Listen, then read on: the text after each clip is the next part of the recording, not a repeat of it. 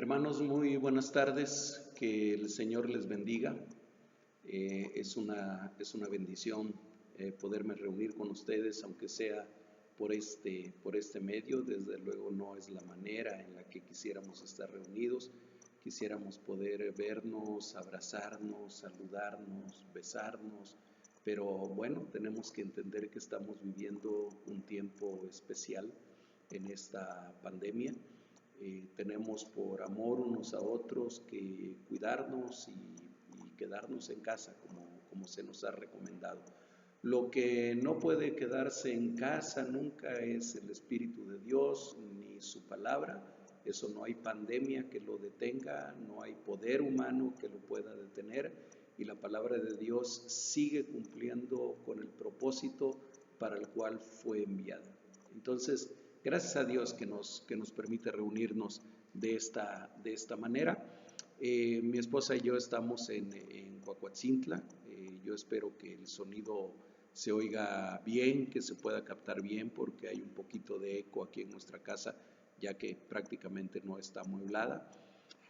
Busqué por ahí que agarrara un poco de la luz de la ventana para que no fuera tan plano solamente la pared.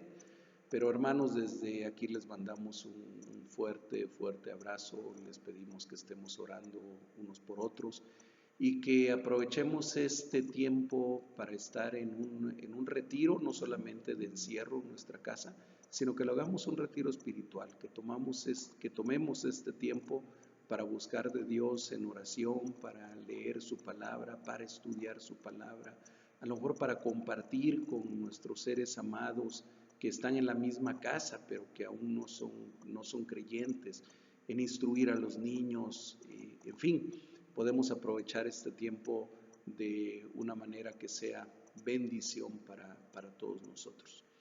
Bien, hermanos, pues vamos a continuar con la serie de sermones que hemos estado, sobre los cuales hemos estado predicando en los últimos domingos. Solamente para ubicarnos nuevamente, recuerden que estamos hablando sobre el sermón del aposento, conocido así, o el sermón de la última cena, que en nuestras Biblias abarca los capítulos 13, 14, 15, 16 y 17 del Evangelio de Juan. Recordemos que se trata de la celebración de la Pascua que el Señor realiza con sus discípulos. Ahí comienza el capítulo 13. Recordemos que después el Señor Jesucristo sale del aposento alto con los 11 discípulos. Ya no está Judas ya salió para cumplir con su cometido de entregar al Maestro. Entonces Jesús sale con los 11. Recordemos que hablábamos de que en el camino entre el aposento y el huerto de Getsemaní, a donde el Señor Jesucristo va a orar y a donde va a ser apresado posteriormente, había probablemente viñas sembradas en las afueras de Jerusalén, y entonces el Señor ya va rumbo a ese lugar. Ya dejaron atrás el aposento alto, donde celebraron la Pascua y donde Jesús les dio ejemplo del amor incondicional que se debían tener unos a otros. Atrás quedaron también los viñedos, en donde Jesús les enseñó que solo Él es la verdadera vid y que ellos son ramas que deben permanecer en Él para llevar mucho fruto.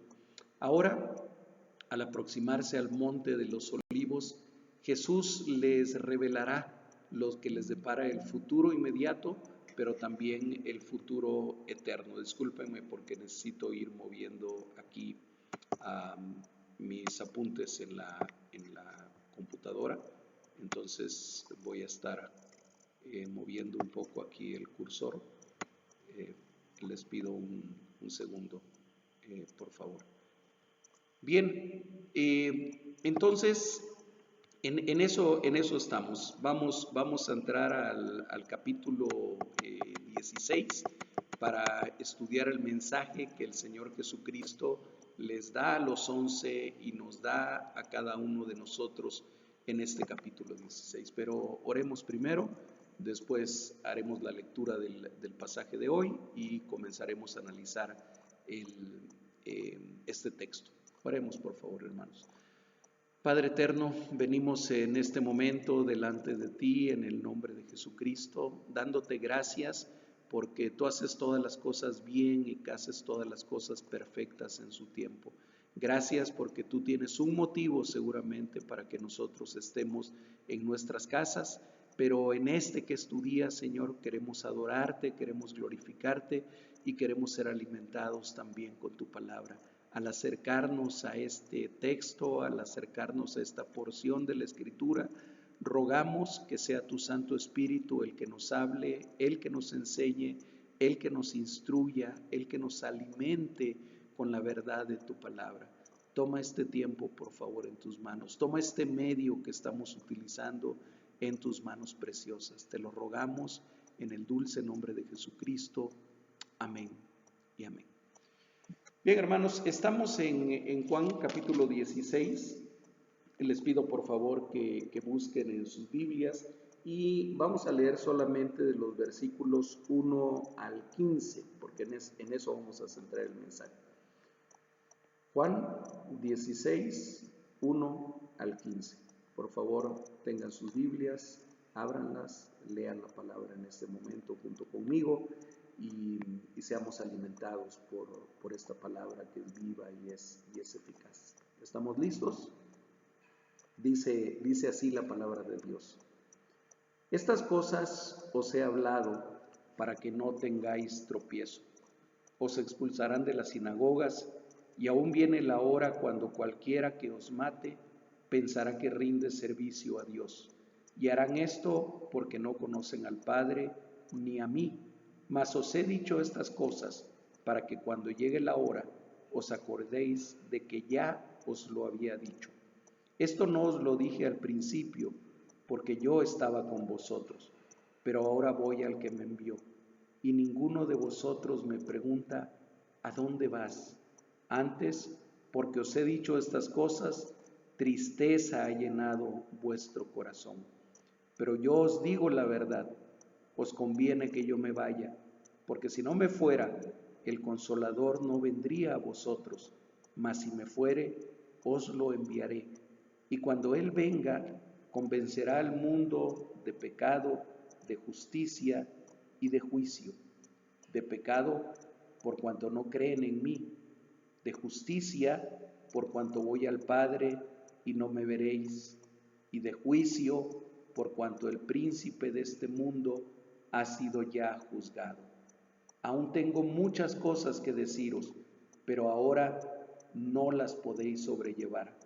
Pero cuando venga el Espíritu de verdad, Él os guiará a toda la verdad, porque no hablará por su propia cuenta, sino que hablará todo lo que oyere y os hará saber las cosas que habrán de venir. Él me glorificará, porque tomará de lo mío y os lo hará saber. Todo lo que tiene el Padre es mío, por eso dije que tomará de lo mío y os lo hará saber. Esta es palabra de Dios, que el Señor añada bendición a su palabra.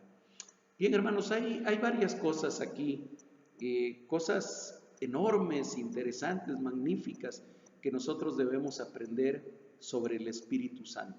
Sin embargo, déjenme decirles, lo primero que debemos entender sobre el Espíritu Santo es que es Dios. Es la tercera persona de la Trinidad, de la misma esencia que Dios, por lo tanto, eterno, omnipotente, omnisciente y omnipresente. También se le llama en la Escritura de algunas otras formas, se le llama a veces el Espíritu de Dios. En otras ocasiones, en un par de ocasiones en el Nuevo Testamento, se le llama el Espíritu de Cristo. Y este Espíritu Santo es igual en dignidad y en santidad al Padre y al Hijo. Entendamos, para entender la doctrina del Espíritu Santo, tenemos que entender la doctrina de la Trinidad. Y recordemos que Dios es un Dios trino, que es un solo Dios, pero que se ha manifestado en tres personas diferentes y que cada una de esas tres personas son independientes y dependientes al mismo tiempo y a la vez. El Padre es diferente del Hijo y es diferente del Espíritu, pero el Padre es Dios. El Hijo es diferente del Padre y es diferente del Espíritu, pero el Hijo es Dios. El Espíritu es diferente del Padre y es diferente del Hijo, pero también es Dios. Los tres son un solo Dios. Eso es lo que los cristianos creemos, es lo que la Biblia enseña y es lo que la Iglesia de Jesucristo ha proclamado a lo largo de más de 2000 años. Así que hoy vamos a ver cómo en este breve texto, en este breve pasaje del capítulo 16 de Juan, el Señor Jesucristo nos enseña, les quiere enseñar a los 11 discípulos acerca del Espíritu Santo. Y bueno, es interesante ver, siguiendo con quién es la persona del Espíritu Santo, es interesante el ver aquí en el Evangelio de Juan que Jesús enseña que el Espíritu Santo es dado y es enviado por el Padre. Vamos un poquito más para atrás de Juan 16. Vamos a Juan 14, versículo 16. Y vamos a ver sobre todo la primera parte de ese versículo. Dice Juan 14, 16. Ténganlo ahí en sus Biblias, por favor. Y yo, está hablando el Señor Jesucristo, y yo rogaré al Padre y os dará otro consolador. Ahorita vamos a hablar por qué dice consolador, pero se refiere al Espíritu Santo. Yo rogaré al Padre y os dará otro consolador. Es decir, el Espíritu Santo es dado por el Padre. Un poquito más abajo, ahí todavía en Juan 14, versículo 26, otra vez la primera parte del versículo, dice, mas el Consolador, el Espíritu Santo, aquí nos ratifica Jesús que el Consolador es el Espíritu Santo, a quien el Padre enviará. Entonces, el Espíritu es dado y es enviado por el Padre. Pero en estos dos mismos versículos encontramos otro hecho tremendamente importante. El Espíritu es dado por el Padre, es enviado por el Padre, pero a petición de Jesús y en el nombre de Jesús. Regresemos a Juan 14, 16. Y yo rogaré al Padre y os dará otro consolador. Yo rogaré al Padre para que les dé otro consolador. Versículo 26. Mas el Consolador, el Espíritu Santo, a quien el Padre enviará en mi nombre, es decir, el Espíritu Santo es enviado por el Padre, es dado por el Padre en el nombre de Jesús, es decir, a nombre de Jesús, sustituyendo a Jesús. Es como cuando nosotros enviamos a otra persona para que vaya en nuestro nombre a algún compromiso o a hacer algo o a realizar una tarea en nuestro nombre. Lo mismo dice aquí, el Padre lo enviará en mi nombre. Vamos a tener que ir desmenuzando poco a poco todo lo que el Señor nos enseña en cuanto al Espíritu Santo en estos capítulos. Pero miren, lo que más resalta como revelación es el nombre propio con el que es llamado el Espíritu Santo. Esto es Consolador. Regresemos otra vez a Juan 14, versículo 16. Y yo os rogaré al Padre y os dará otro Consolador para que esté con vosotros para siempre.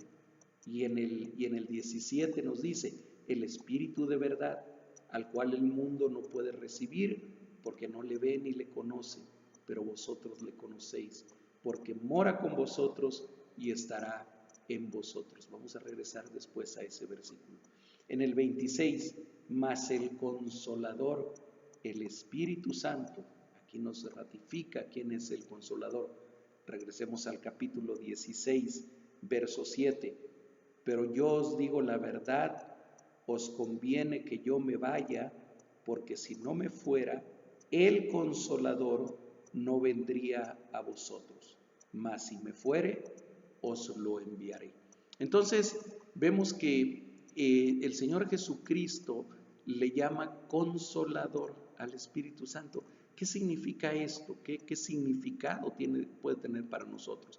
Bien, en el texto griego, déjenme decirles que solamente Juan en el Evangelio y después en una de sus cartas, en Primera de Juan capítulo 2 versículo 1, es el único que usa la palabra griega parakletos.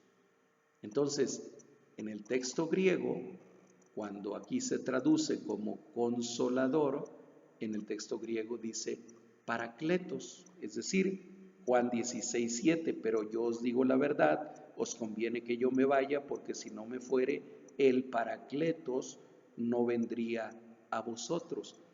La palabra parakletos en griego, que por cierto está formado de dos palabras, es la unión de dos palabras, quiere decir literalmente uno que ha sido llamado para estar al lado de otro. Alguien que ha sido llamado para estar al lado, para estar junto a otro. Eso significa literalmente parakletos. El significado de parakletos, además de consolador, es también, se puede traducir como consejero, se puede traducir como abogado y se puede traducir como ayudador. Entonces, déjenme concluir esta parte diciendo que el Espíritu Santo es nuestro consejero, es nuestro abogado, es nuestro ayudador y es también nuestro consolador, es quien nos consuela. Solamente Juan usa este término en los evangelios. Entonces, aprendemos aquí que el Espíritu Santo es esa persona de la divinidad que ha sido llamada para estar a nuestro lado con la finalidad de consolarnos, aconsejarnos, abogar por nosotros y ayudarnos a llevar la carga.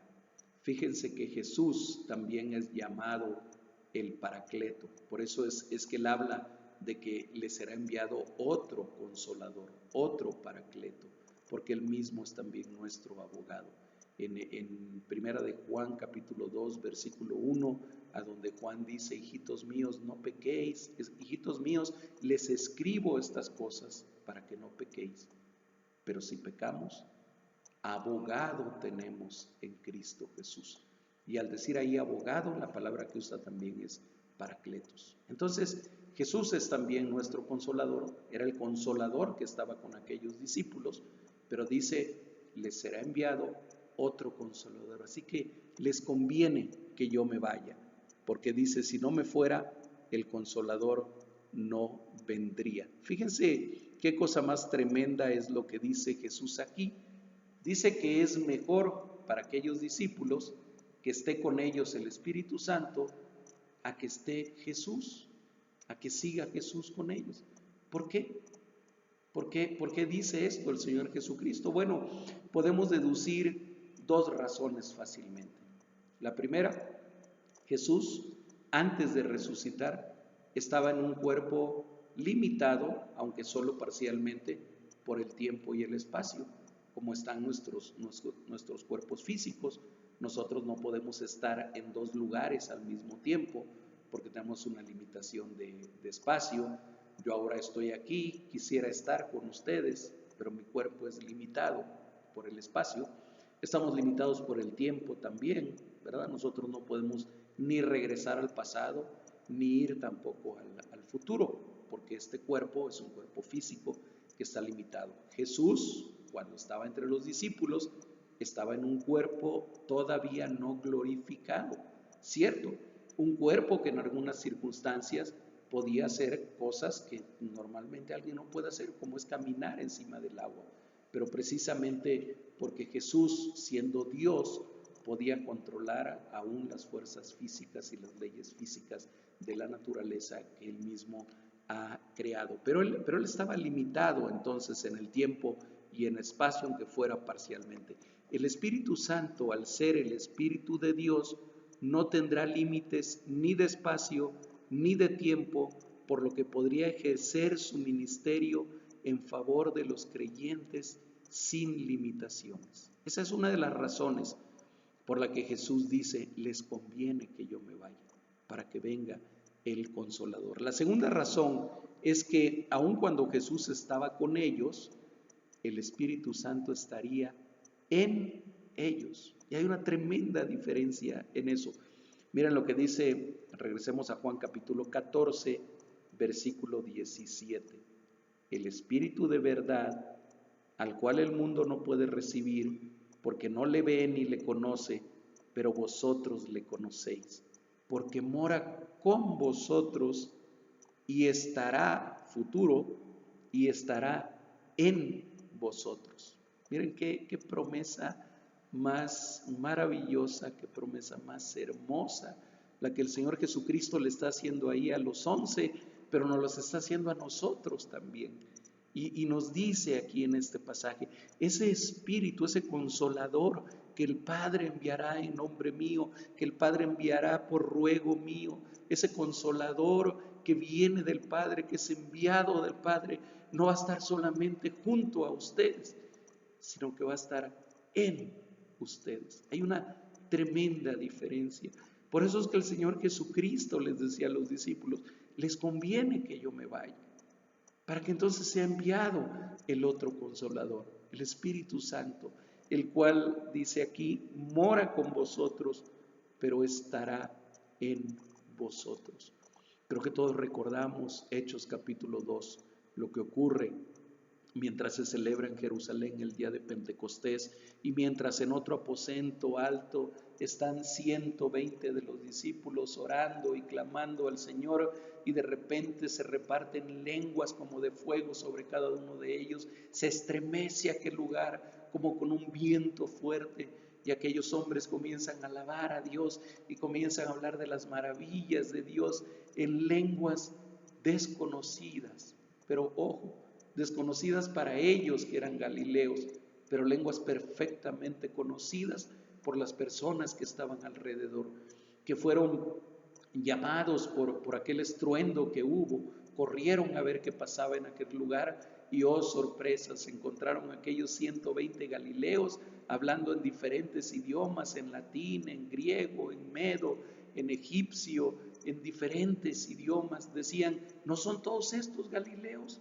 ¿Cómo pues los oímos nosotros hablar de las maravillas de Dios en nuestra propia lengua? Bueno, ese día especial, mientras se celebraba en Jerusalén el Shavuot, la fiesta de las semanas, en griego conocida como Pentecostés, pero era la fiesta del Shavuot, esta promesa del Señor Jesucristo se comenzó a hacer una realidad. El Espíritu Santo fue derramado sobre aquellos 120 de una manera tal vez única y especial, y ha seguido siendo derramado a lo largo de estos 2000 años hasta llegar a nosotros. No importa que nosotros no demos ese testimonio hablando en lenguas extrañas, no importa, el Espíritu, y lo vamos a comentar un poquito más adelante de nuevo, está en nosotros desde que recibimos a Jesús.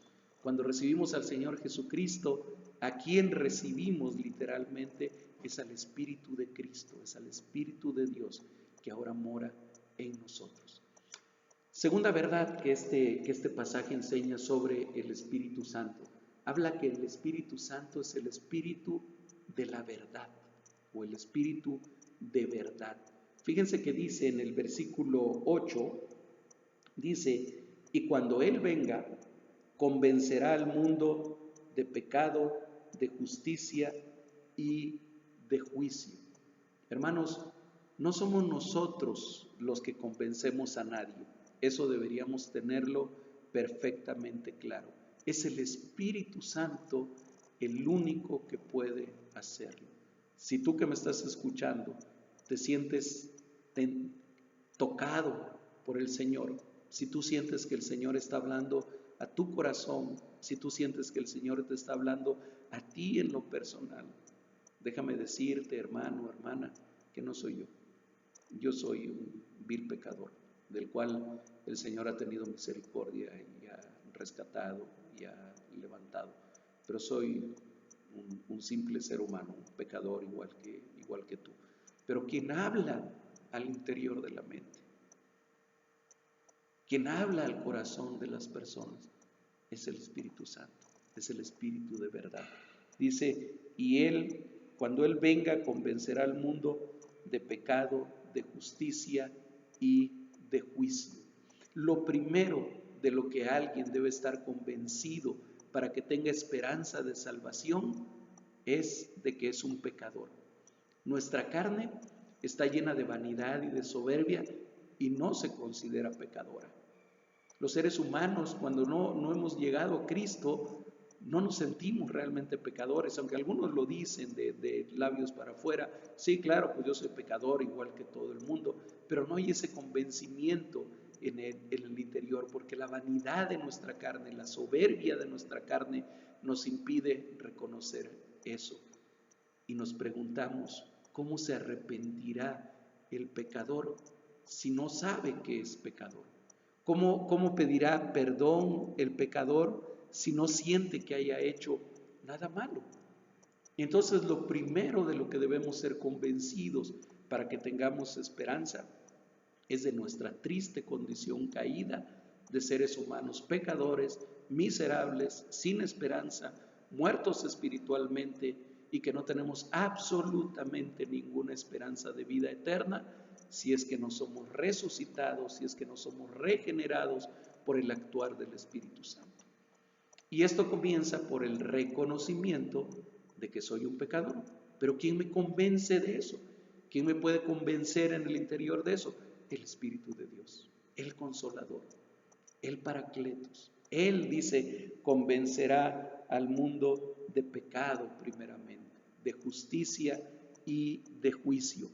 Y por supuesto, además de convencer al mundo de pecado, aquella parte del mundo que es alcanzado, también lo convence de justicia, de esa justicia que ha venido a través de Jesucristo, en el cual ahora, como dice aquel precioso canto, ahora somos declarados justos, ahora somos declarados salvos, ahora somos declarados perfectos, no por nuestros méritos, no por lo que hemos hecho, sino por ese glorioso intercambio del que habla aquel precioso canto, ese glorioso intercambio que el Señor Jesucristo hizo por nosotros en la cruz del Calvario.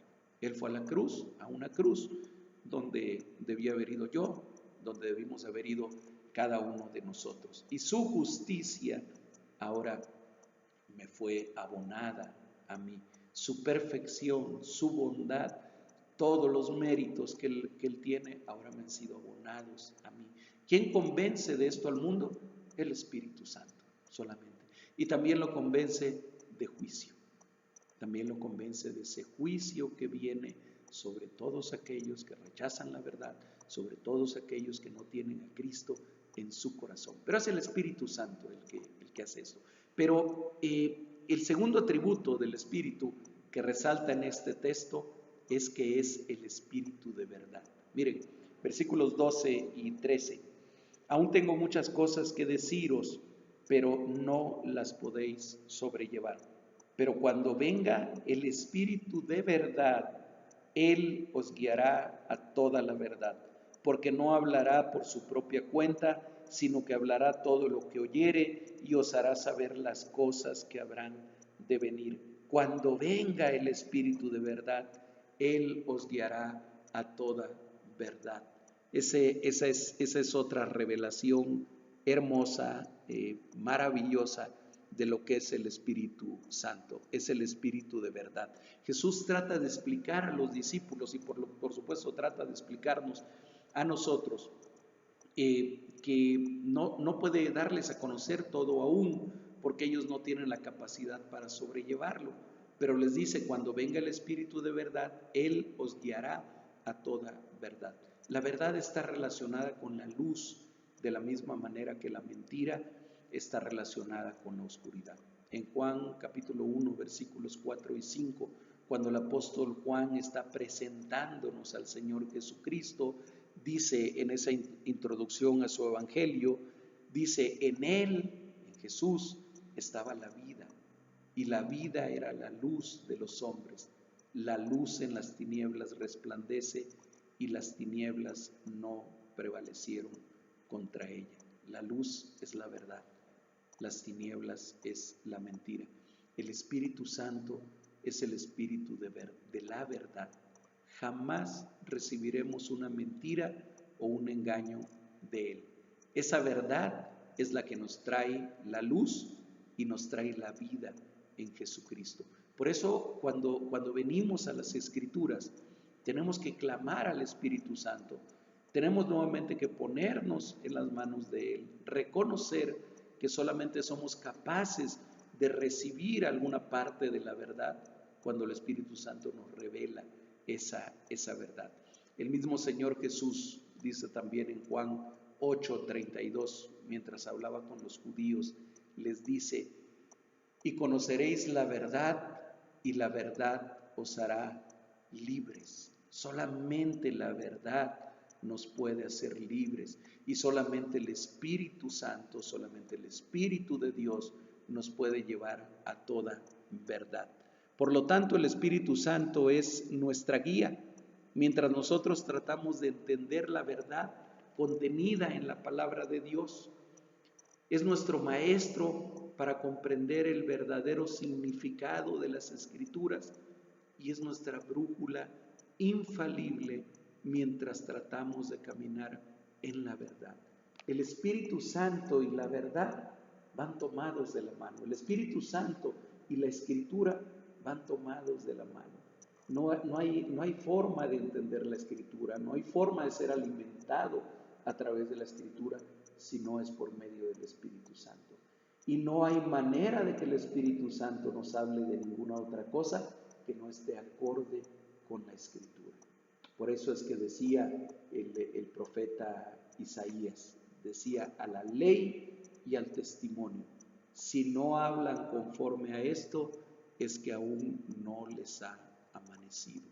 Cualquiera que hable cualquier profecía, cualquiera que hable cualquier maravilla, cualquier cosa espectacular y no está acorde con lo que dice la Escritura, tendremos que decir: aún no les ha amanecido. A la ley y al testimonio. Si no hablaren conforme a esto, es porque aún no les ha amanecido.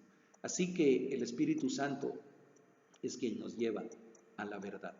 El tercero y último aspecto que encontramos revelado aquí por el Señor Jesucristo respecto al Espíritu Santo es que el Espíritu Santo es quien glorifica a Jesús. Vean lo que dice el versículo 14. Él me glorificará, porque tomará de lo mío y os lo hará saber. Versículo 15, todo lo que tiene el Padre es mío, por eso dije que tomará de lo mío y os lo hará saber. Pero comienza diciendo el versículo 14, Él me glorificará, Él me glorificará. El Espíritu Santo es enviado por el Padre a petición del Hijo, en el nombre del Hijo, toma de lo que es del Hijo y busca glorificar al Hijo, busca glorificar a Jesucristo, tal y como el Señor Jesucristo lo menciona en este pasaje. Y miren, no existe ningún indicio en la Escritura, ningún indicio de subordinación del Espíritu al Hijo, ni viceversa, ni del Hijo al Espíritu. Las tres personas de la Trinidad, Padre, Hijo, Espíritu, existen en perfecta armonía uno con el otro. Los tres son uno solo y único Dios. No hay ni subordinación ni exaltación de uno a expensas del otro. Sin embargo, tristemente, en la actualidad vemos en algunos movimientos cristianos carismáticos y sobre todo neopentecostales que hay una sobreexaltación de la persona del Espíritu Santo, como si fuera más importante tener el Espíritu que tener a Jesús, alabar al Espíritu que exaltar a Jesús. Creo que no es esa la enseñanza bíblica, y aquí Jesús lo expresa claramente: Él me glorificará, porque tomará de lo mío y os lo hará saber. Que Dios nos ayude para que glorifiquemos al Hijo, glorificando al Espíritu Santo y glorificando al Padre al mismo tiempo. Dios nos ayude para que toda gloria que viene, que es inspirada del Espíritu Santo, sea dada al Hijo y sea dada al Padre también. Hermanos, ya para concluir, Jesús con sus 11 discípulos se acerca al huerto de Getsemaní, en donde será entregado por Judas Iscariote. Sabe que solamente un poco y no lo verán más. Sabe que serán esparcidos como ovejas sin pastor. Sabe que en muy poco tiempo llorarán y se lamentarán mientras el mundo se alegrará. Y entonces, sabiendo esto el Maestro, sabiendo esto el príncipe de los pastores, el Señor, Él les anuncia un regalo. Les anticipa que su llanto se convertirá en gozo, porque recibirán otro consolador, que no solamente estará con ellos como este consolador que ahora estaba con ellos, sino que estará en ellos, quien además los llevará a toda la verdad y les recordará las cosas que Jesús les ha enseñado, y además los llevará a glorificar al Señor Jesucristo. Ese mismo Espíritu Santo que Jesús describía a sus discípulos, hermanos, es el mismo Espíritu que nos ha regenerado a ti y a mí. Es el mismo que hemos recibido cuando recibimos a Jesucristo. Hermanos, no hay forma, no hay manera de recibir a Jesús sin recibir al Espíritu Santo, sin recibir al Espíritu de Cristo. Ese día en que el Señor te tocó de una manera especial, ese día en el que tú le abriste tu corazón al Señor Jesucristo, y a lo mejor algún otro hermano o alguien más te guió en una oración, o a lo mejor tú hiciste la oración tú solo, o mientras el pastor estaba orando, o mientras escuchabas un canto, pero tú abriste tu corazón al Señor Jesucristo y le dijiste: Señor Jesús, te invito para que tú vengas a mí y para que tú habites en mi corazón.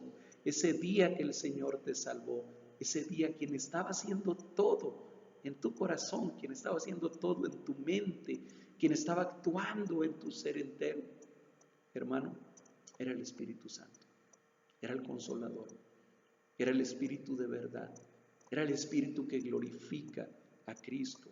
Por eso lo hacía.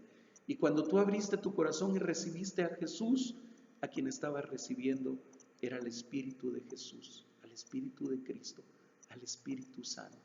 ¿Cómo pues entonces podemos buscar que tengamos primero una conversión y que alguien pueda decir: yo ya recibí a Jesús, pero no he recibido al Espíritu Santo? Yo no lo entiendo. Y no es acorde con lo que enseña la Escritura. Cuando después en el libro de Hechos y en otra parte de la Escritura se habla del bautismo en el Espíritu, se está hablando de otra cosa.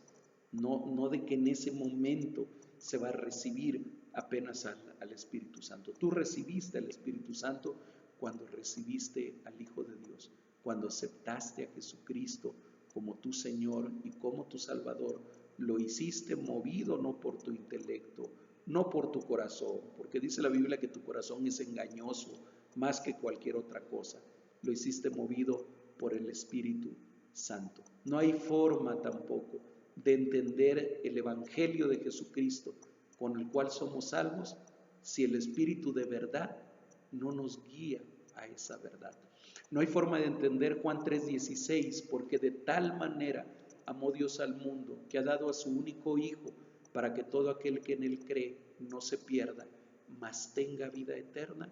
Entender ese versículo tan trascendente para nuestra vida, no es posible hacerlo si el Espíritu Santo, el Espíritu de verdad, no nos lleva a esa verdad.